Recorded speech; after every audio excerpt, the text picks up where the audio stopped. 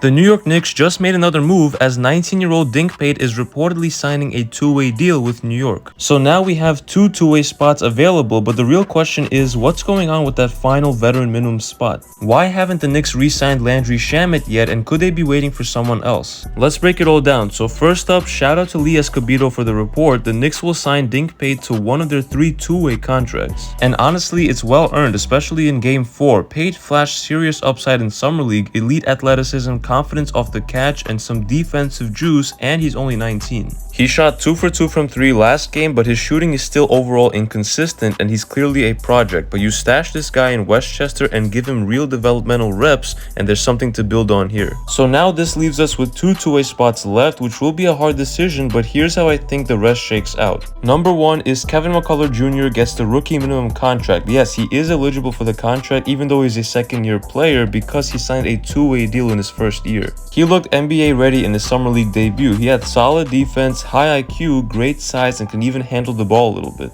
And now, assuming that his knee is healthy, that's the only rookie spot available, and I think it's his. Then we have Mohamed Diawara and MarJon Beauchamp. They will get the last 2 two-way deals in my opinion. Diawara's defense is elite already. He's raw offensively for sure, but there's real Siakam light upside. And Beauchamp, say what you want about his shot selection, but he balled out against Indiana. 28 points, 6 threes, single-handedly kept them in the game. He's entering his last year of two-way eligibility, which is year 4, and I think the Knicks see that as one of the last chances to try to develop him into a real rotational player. That leaves James Naji as the odd man out for now because back tightness has clearly limited him so far. And even though centers are a hot commodity in the NBA right now, and while the defensive tools are real, I just don't think he's shown enough to earn a guaranteed spot. I do see the Knicks still inviting him to training camp for another look, but not a contract just yet. But there's always a chance that something happens with Tyler Kolek and maybe he gets traded, and then that opens up a roster spot for MarJon Beauchamp. In that scenario, Kolek would be traded for draft compensation, maybe a second-round pick, and then the Knicks would in turn put in MarJon Beauchamp in that spot, and then the two-way contract would go to James Naji instead.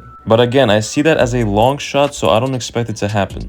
Now let us shift to the veteran spot because this part is interesting. The Knicks now have room for 1 rookie deal and 1 vet minimum before hitting the second apron. But my question is, why hasn't Landry Shamet been re-signed yet if there's mutual interest on both sides according to Ian Begley, and he played real minutes last year in the playoffs? He wants to return, he would cost the vet minimum, and yet nothing has happened. And that is where I think this could be a sign that the Knicks are waiting on someone else. CP the franchise said the Knicks talks with Ben Simmons were more due diligence than anything serious. Steve Popper even reported that Simmons is now a long shot, so what's the holdup? Could they be waiting for Marcus Smart to hit the buyout market? Remember, Smart is now stuck on a rebuilding Wizards team. The Knicks need 1 more vet and preferably a backup guard who brings defense, toughness, and leadership, and even playmaking. And Smart checks all those boxes. He's a former Defensive Player of the Year as we know, and if he becomes available, you best believe the Knicks are going to be interested. Until then, the front office might be keeping that last spot open, waiting to pounce. So as it stands now, Dink Pate is in, McCullar probably gets the rookie deal, Diawara and Beauchamp on 2 ways, Naji to camp, and Shamet still in limbo. But do not be shocked if a vet like Marcus Smart becomes the real target here if he's bought out.